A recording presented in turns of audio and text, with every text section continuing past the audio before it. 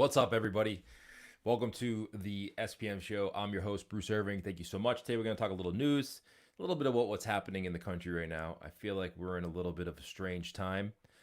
Obviously, everybody's aware of what's happening over the weekend and all of that's going on, which I'm not going to talk to a lot about right today because you know what? You know, I don't feel like it's my place. I don't feel like it's my place to talk about what you should do or what's happening in the world. I do know that there's a lot going on in society right now, and I know that I got messages over the last few days from friends who own restaurants, and their businesses has been severely damaged. And all I can say is like protest is great, and it's your freedom to do whatever you want. And I feel like everybody has the right to express how they feel.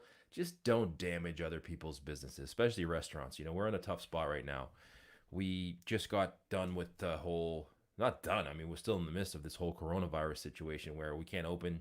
There's a lot of businesses that still can't have dine in inside of their restaurant. And then to have this all put on top of that, where now they have to repair things when they haven't had a lot of income over the last few months, is just don't do that.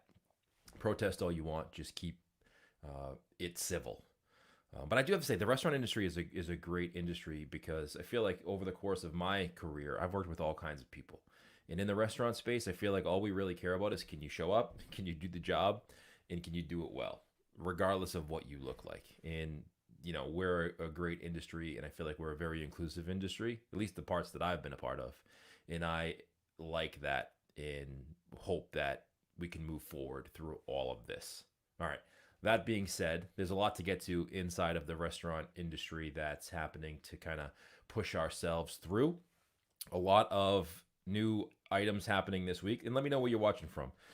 If you're watching this live or you're watching the replay, and I wasn't necessarily going to do this show today, didn't know if it was appropriate or if I should, but I said, you know what, this is what we do.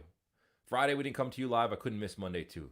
And the reason we didn't come to you live on Friday was just we had a lot of interviews scheduled and time just got away from us. And as much as we try to do, as much as I, by we I mean me, try to do this show every Monday, Wednesday, Friday, 10 a.m. Eastern time, sometimes we just not have the ability to do that. Either my schedule doesn't work or the guests had to reschedule, and it clashes with this live show. So we're going to try to avoid that moving forward. But we just couldn't get to it Friday. But let me know who's watching this. Give me the thumbs up. Drop a comment in there. Let me know how your weekend went, where you're watching from. I would love to say hello to you guys and just kind of share some news. One thing that we talked about over on the local business podcast last week was text message marketing. Zach Oates from Ovation, who was a sponsor of this year's Pizza Summit, joined me, and we talked all about best practices. He gave a lot of great statistics on the how-to for text message marketing and his platform, Ovation. And this isn't a plug for Ovation because they're not a sponsor of the podcast or the show. They did sponsor the Pizza Summit, so I just want to put that out there and be totally transparent with that.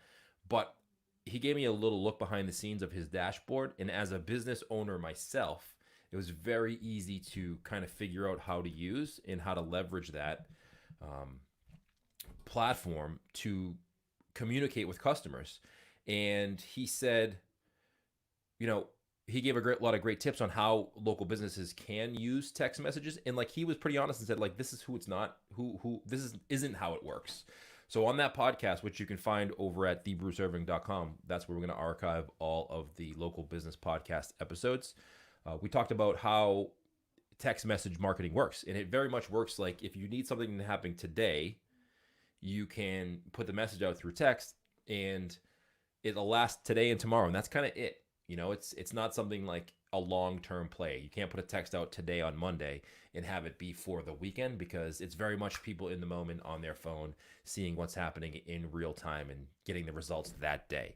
So that was a great episode. I really thought Zach did a great job of showing examples on how to do that. So other than the fact that he owns Ovation, you don't have to use Ovation, and we don't talk about Ovation at all. But I just wanted to put that out there that he does own a text messaging platform that we mentioned, but it's not a sponsored podcast episode. So very much informational only. So I thought you guys should go check that out if you're interested in text message marketing or kind of like me. And, somebody mentioned that I put a post out there. I forget if it was a post inside of our Facebook group or on Twitter, where I said, "Are you using text message marketing?" And someone replied that they hate text message marketing because it feels too intrusive and they'll never do it. And I was like that as well. And sometimes you make the mistake of, and I made this mistake of, not doing things to market your business because of how you feel about it. And just because you don't like TikTok or you don't like Instagram or you don't like text message marketing doesn't mean you shouldn't even consider it for your business, because there may be a business play for you to use it. And just because you would never sign up for a text message from a business doesn't mean that your customers wouldn't.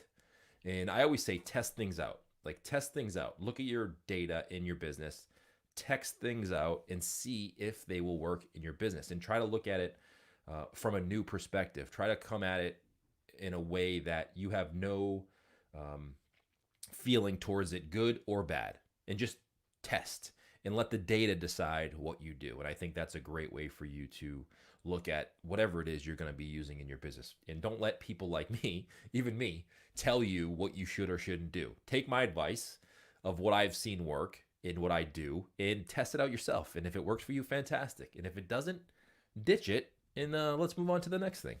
Let me say hi to some folks. Dale, appreciate you being here. Happy Monday from Longmont, Colorado. Dale, I appreciate you being here. Happy Monday to you as well, my friend. Jeffrey, good morning. Bruce, cheers from Flying Heart Brewing, Louisiana. Go make that dough. I am testing out some dough this week with my daughter for our uni oven that we prepared. I'm excited about that. Jeffrey says we use Treat advertising. Works awesome. I think he meant text message marketing. It works awesome.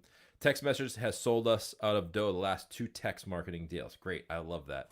Yeah, so test it out for yourself. Don't listen to me. Don't listen to other people, because who knows what if it could possibly work for you. I'm going to share something because I forget what it's called, the PPP loan. There's one of them's the loan that was for, yes, PPP loan. I get confused with the PPE, which is like the protective stuff. Let me share my screen here, because there was an article that was written by the Restaurant News that says the Congress passed a extension, or a little bit different of a way for you to leverage that program. So here's this shot right here. I know you can share my screen here, but I want yeah, here we go. So the House overwhelmingly passes a bill to extend the protection program and make it more flexible. Now, this isn't past the Senate, but it did pass the House.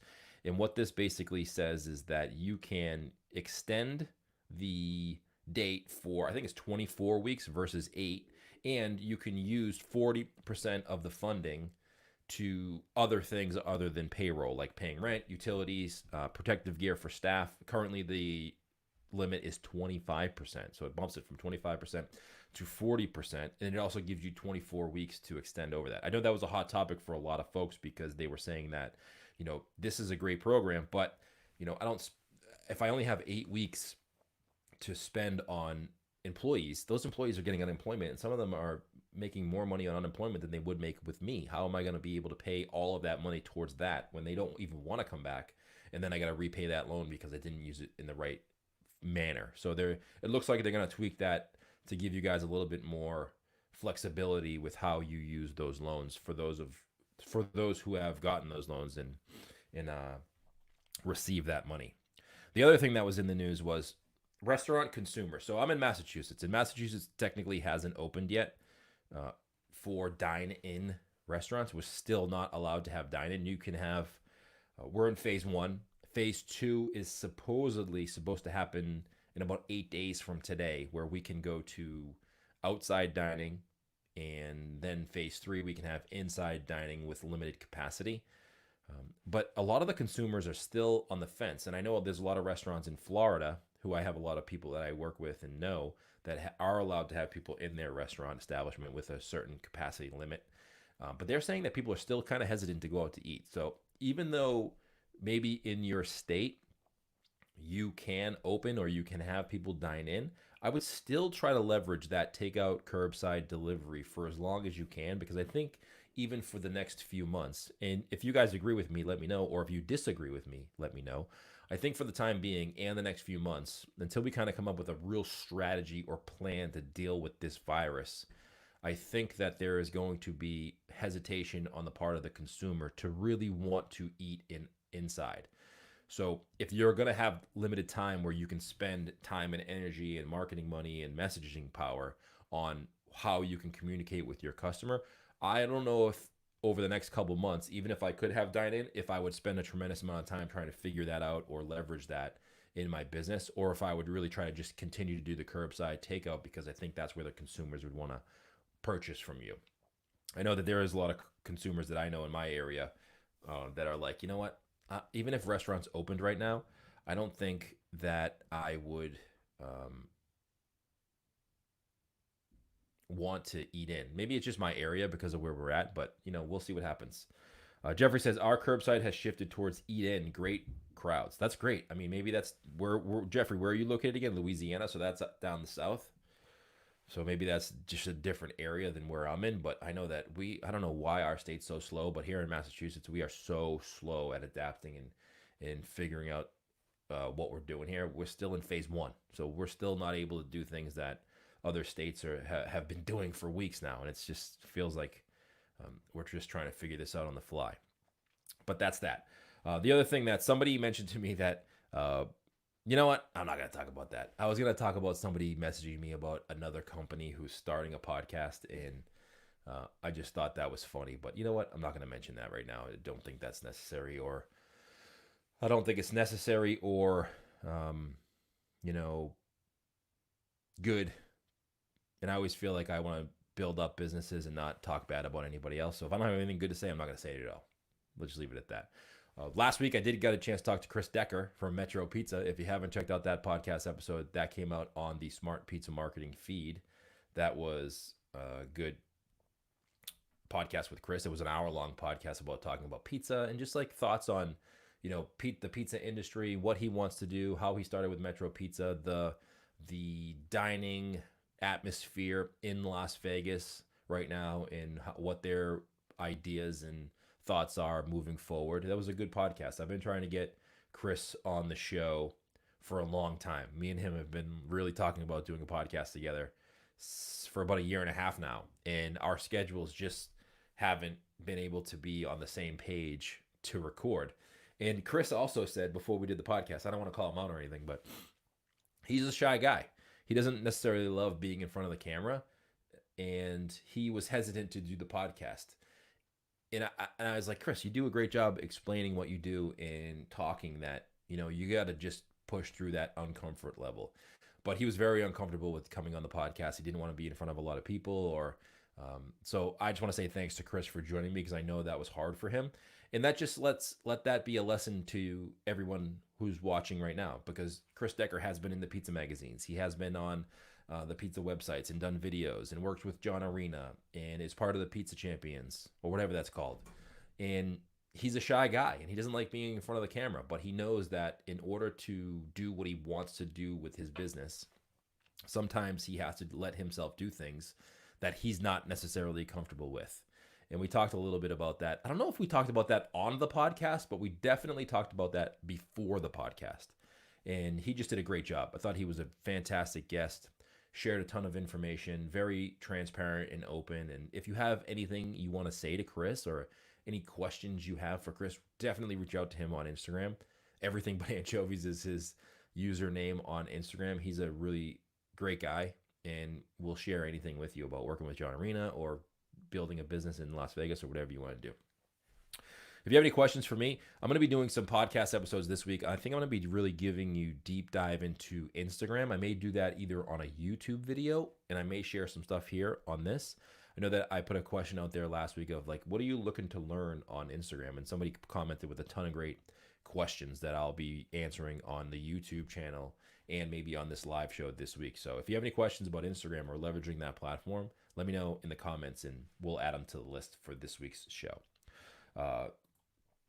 Doug Michael says, my area is the same with customers not wanting to go out to eat. Yeah, I think it depends on where you are, right? I think like down south, those states have been a little bit ahead of us when it comes to, flattening and lowering that curve and being a little bit more comfortable with going out. But here in the Northeast, people just are not comfortable going out.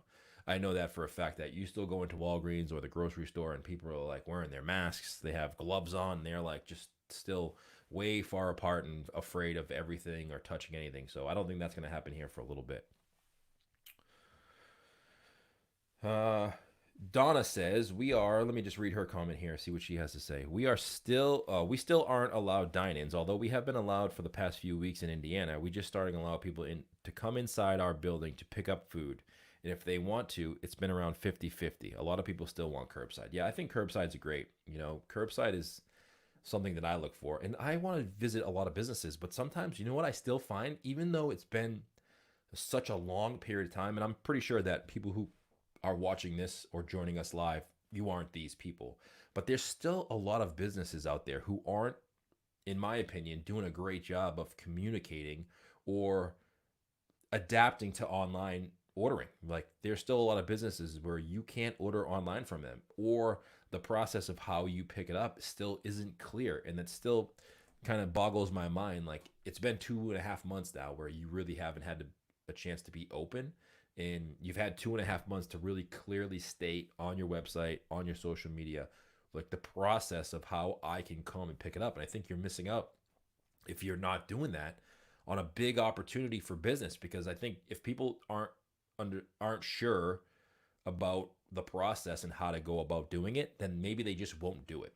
A good place for you to go hang out is these local, and sometimes they're a pain in the ass and they're just a lot of people complaining, but don't look at it as at the complaining, but these local Facebook groups. So where I am, there's a bunch of Facebook groups about, local eats. And yes, every third post is someone bitching and moaning about something that's bad. But look at the comments and look at what people are saying about how they order from these places. And it gives you a great idea or a great insight as to what the consumers are thinking about before they order from a place or after they order from a place. So instead of having to go right directly to the customers who are ordering from you, you can see what other people in your area are thinking, and then you can adapt that into your business. So local groups are great. Don't join them as your business though. Join them as yourself. And if you want to chime in, great. But if you want to just stay quiet and lurk, it's a great place to get insights as to what the consumers are thinking about. Paul says, we opened this past Friday with 6 tables outside, 22 seats, did pretty well. Saturday was the best day. Limited hours and a 75-minute time frame for reservations. Still had a ton of curbside pickup. We are 50 miles outside Chicago. Well, that's great. I'm excited to get back out there. I really want to go to the movies again. I mean, I don't know how long that's going to be before we actually get to go to the movies, but I'm looking forward to going out to eat, getting a pizza at my favorite places and sitting down and chatting and going to the movies. I'm really looking forward to that. I'm not rushing into it though. Like I'm not rushing into it where it's going to be uncomfortable. And I'm not saying I'm uncomfortable like I'm worried about catching the virus. What I'm thinking about is like, what's it going to be like inside the atmosphere of the restaurant? Is it going to feel awkward? And is it going to feel uncomfortable? Not worried about getting sick, but just like, am I going to feel like I'm in a hospital where I'm eating a meal? And that's not necessarily why I go out to eat or the experience that I want to have when I go out to eat. So if I was a restaurant owner and that's how I had to open, I would like completely just wait. We have a client that is in Los Angeles, and he sent me the list. We were going over the list of what he needs to do. He's an ice cream shop, and we were going over the list of what he needs to do. And he's an ice cream shop, so he's not a restaurant where he has people, sitting down and waitresses and wait staff eating in there. He's an ice cream shop. You go up to the counter, you order your ice cream, you maybe sit down and eat it for 10 minutes, and then you leave. The list of things that he has to do in order to have people into his restaurant, there was probably 100 different things. It's literally a full-time job for him to be able to have people into his establishment if he wants to do it in the time frame, in the phases that he's allowed to. He's like, Bruce, this is a full-time job. There's no way I'm going to be able to do all of these things as a small local business and still be able to be profitable. And he's like, there's just no way I'm going to be able to do that. I'm going to have to just remain closed, the dining room remain closed till we get to a point where these 100 things go down to 25 where I can manage that. So it's really based on where you are. Every area is different. It really is based on, where your business is located. Some people are in areas that, it wasn't bad and they're more easily opened, and some are in areas like me and they're still not able to open, and they're like frustrated because there's no real guidance when it comes to that. All right. Hit the like button. Let me know where you guys are. Let me know if you're enjoying the show. I'm going to hang on for one more minute. So if you have any questions, drop them in now. The podcast we have coming out this week on the SPM show is about Slice Project. They're in California. They talk about managing their hours as well and having lower hours. And they're a restaurant, so they don't have a dining room right now because they're in California.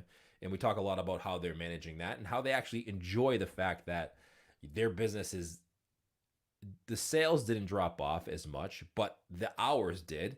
And they actually get to spend more time with their family, and they're still operating at about 80%, even though they cut their hours by 50% and they're doing just takeout at a window. And they're like, you know what? Maybe we like this. Maybe this has been a good thing for us to really understand, like, this is the business model that we want. So that's a good podcast episode coming out this week. The Local Business Podcast, I think we're going to be doing a podcast episode about TikTok. So if you're interested in TikTok, go subscribe to the Local Business Podcast. We're going to be talking about, is that a place for you? And if you're interested in using TikTok for your business, like, what strategy should you be using? What content should you be creating? What are the platform's tools that you can use to create those business videos using TikTok if that's your thing? So go subscribe to that. You can go subscribe to that over at, nope, that's not it. That's it. TheBrewServing.com. That's the website where we're hosting all of the Local Business Podcast episodes. So we've done almost 20 episodes right now, talking about all things LinkedIn and Instagram and Facebook and UGC. All of that will be over at TheBrewServing.com, which you see scrolling right there. Go check out that website, and you can subscribe to that podcast. That's going to be one we're going to be doing a ton of great content on. All right, that's it. Thank you guys so much for tuning in. I appreciate you hanging out with me here for about 20 minutes. And we'll be back Wednesday morning, 10 a.m. Eastern time, hanging out with you right here, talking about what's happening in the industry, the latest news and updates, and also sharing some valuable information. If you have a question, we're looking to do some Instagram tutorials, maybe on YouTube or maybe here on these live shows. If you have a question about Instagram, drop them in the comments wherever you're watching this video. If you're watching on Facebook or you're watching on YouTube, go drop a comment there and we will answer those on the next episode of the SPM show. Guys, have a great week. We'll see you Wednesday.